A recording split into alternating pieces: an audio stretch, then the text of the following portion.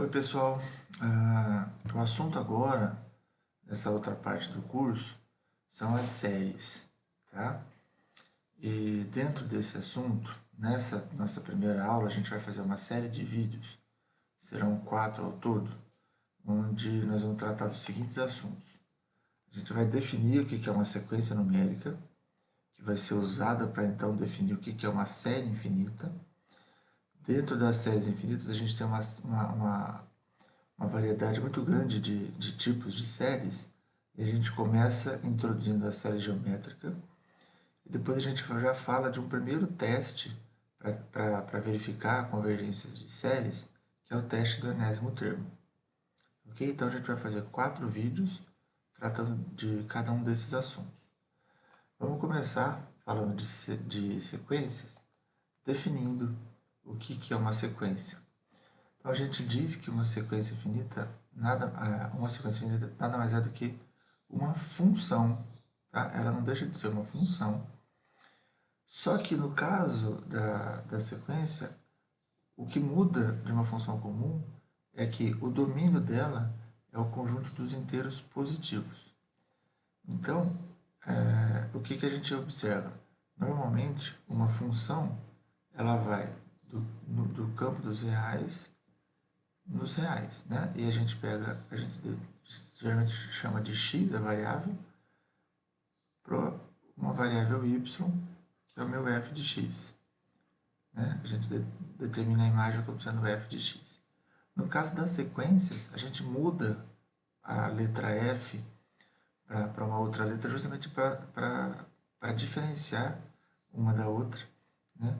E a sequência normalmente a gente chama de A, B, C, que são as primeiras letras do alfabeto. E aí, aqui está a grande mudança, que o domínio agora é o conjunto dos naturais, e aí a imagem vai continuar lá nos reais. E por conta dessa mudança, a nossa variável deixa de ser o x e passa a ser um n minúsculo. E aí a imagem da sequência, que seria o a aplicado no n, que isso aqui é o análogo do meu f de x, né? A gente denota isso como sendo a índice n. Tá? Então, nas sequências, a gente usa essa notação, e a grande diferença dela é justamente o seu domínio, que passa a ser os inteiros positivos ou os naturais. Ok? Vamos ver alguns exemplos. Muito bem, então vamos começar a olhar alguns exemplos para a gente entender o que são as sequências. Então aqui, a primeira sequência vai dos naturais nos reais, e eu pego cada n e levo em um AN, que é 1 sobre 2 elevado a n. Certo? Então, como é que ficaria os elementos dessa sequência? Veja só. Para n igual a 1, eu vou ficar com 1 meio. Né? N igual a 1 dá 1 meio. Para n igual a 2, vai dar 1 quarto. Para n igual a 3, 1 oitavo. Para n igual a 4, 1 32 avos. E assim por diante. Então, isso aqui que a gente está apresentando aqui para vocês é a forma como a gente costuma apresentar as sequências. Uma lista, né, de números, onde a gente já mostra a imagem de cada elemento. Tá certo? Vamos ver um segundo exemplo. Por exemplo, aqui a gente tem uma sequência Bn, né, dos naturais nos reais, que pegam n e leva no seu n ao quadrado. Então, como é que ficam os elementos dessa sequência? 1 ao quadrado é 1, então esse aqui é o primeiro elemento. 2, o segundo elemento é 2 ao quadrado, que é 4. O terceiro elemento é 3 ao quadrado, que é 9. O quarto elemento é 16, e assim por diante. Né? Um terceiro exemplo, a minha sequência Cn pega um n e leva em menos 1 elevado a n. Então, o que a gente observa aqui? Quando o n é ímpar, o resultado disso é menos 1. Quando o n é par, o resultado disso é 1. Então, como é que fica a nossa sequência? O primeiro elemento é 1, para o n igual a 1, que é ímpar, então vai dar menos 1. Para o segundo elemento dá 2. Para o terceiro elemento dá menos 1. Para o quarto elemento dá 1. Certo? Só corrigindo. Para o segundo elemento dá 1. Né? Para o primeiro menos 1. Para o segundo dá 1. Para o terceiro dá menos 1. Para o quarto dá 1. E assim por diante. Essa sequência fica oscilando entre menos 1 e 1. Certo? Bom, vamos ver agora duas definições importantes, que são as definições de convergência e divergência. É a mesma definição que a gente tem para limite. Né? Então, a gente diz que uma sequência converge, tá? Quando os seus números, né, as suas imagens, se aproximam de um valor único, à medida que elas vão aumentando, que o n aumenta. Lembrando que n é o domínio da função. Então, à medida que o n vai aumentando, eu vou observando para onde esses valores estão indo. Se eles estiverem se aproximando de um valor único, significa que essa sequência converge. Observe que, no caso de sequências, a única coisa, o único limite que eu consigo fazer é do n tendendo a infinito. Né? E infinito positivo. Bom, a divergência pode acontecer em duas situações. Então, a gente diz que uma sequência diverge quando os seus termos ficam maiores. Vou colocar esse maior aqui, ó, entre aspas, porque esse maior pode ser tanto maior positivo como maior negativo, no sentido de ir para mais ou para menos infinito, tá? Do que qualquer outro número. Então, à medida em que o n aumenta, as imagens vão ficando cada vez maiores, tanto positivamente quanto negativamente. Ou quando ela não se aproxima de nenhum valor único. Tá? Então, ó, simbolicamente, o que a gente tem é, aqui na convergência, o limite da sequência vai ser um número real.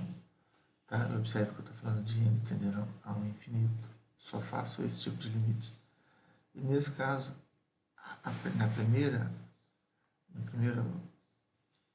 situação, eu tenho limite de n, também quando n vai para mais infinito. Essa imagem aqui, ó, ela pode ser mais ou menos infinito. Os maiores aqui pode ser tanto positivamente quanto negativamente. Certo? Então, essas são as definições de convergência e divergência. Vamos dar uma olhadinha agora nos gráficos das sequências. Bom, então, ó, nos gráficos, o que acontece? Qual a grande diferença das sequências para as funções convencionais? Como o domínio são os inteiros positivos, né, ou os naturais, a gente tem um gráfico um pouco diferente agora. Né? Vamos olhar para aqueles três exemplos. Ó. Esse primeiro exemplo, o que nós temos? Essas são as imagens. Mas essas são as imagens dos pontos específicos do domínio.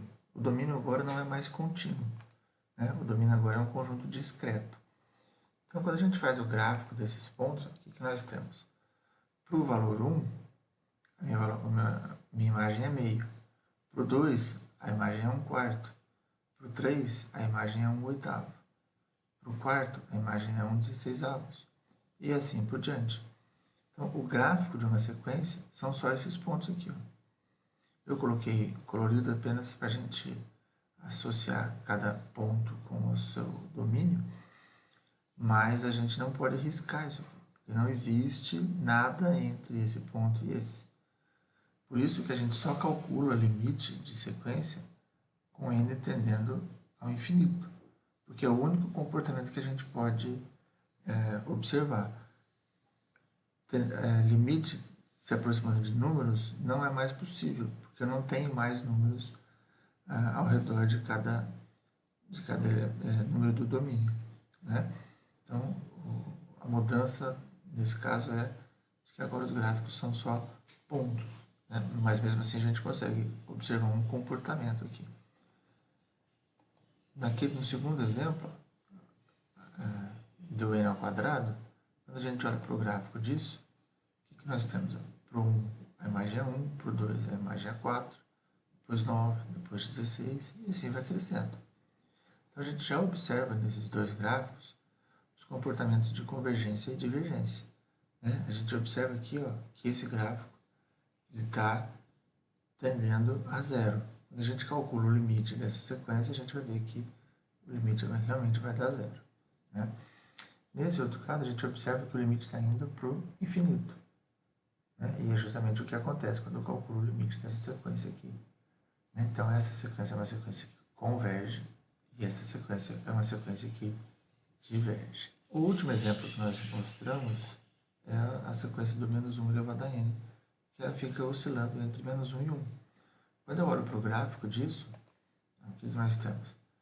Para o 1 dá menos 1, para o 2 dá 1, para o 3 dá menos 1, para o 4 dá 1. Ou seja, essa sequência também diverge. Né? Só que o limite dela não vai para mais infinito nem para menos infinito. Ela é uma sequência que diverge justamente porque ela não se aproxima de nenhum ponto. Né? Ela fica sempre oscilando entre menos 1 e 1. Ok? Então, isso é o que a gente tinha para ver muito inicialmente sobre sequências.